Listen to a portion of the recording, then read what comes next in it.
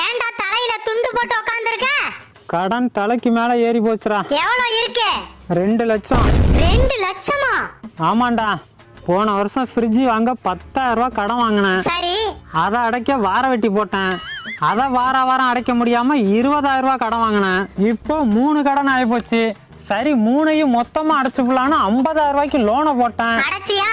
அடைச்சேன். ஆனா அந்த 50,000 வட்டியோட இப்ப 70,000 ஆகி போச்சு. அப்புறம் என்ன, 1 லட்ச ரூபா லோனை போட்டு அதை அடைக்க 10 இடத்துல கைமாத்தா கடனை வாங்கி இப்போ 2 லட்ச ரூபாயில நிக்குது. இந்த மாசம் டியூவை கட்ட பணம் இல்ல. இப்ப என்னடா பண்ண போற? அந்த ஃப்ரிட்ஜை ஒருத்தவன் பாதி விலைக்கு கேக்குறான். அந்த ஃப்ரிட்ஜை பார்த்தாலே நமக்கு வெறுப்பா இருக்கு. அதான் இந்த மாசம் டியூவுக்கு அதை வித்து கட்டிப்பலான்னு பாக்குறேன். அதுக்கேண்டா ஃப்ரிட்ஜ் வாங்குன? 10 நாளைக்கு வேலைக்கு போயிருந்தா கடனே இல்லாம வாங்கிக்கலாம்ல. அந்த அறிவு இப்பதானே வருது. வந்துச்சுல்ல, போய் வேலை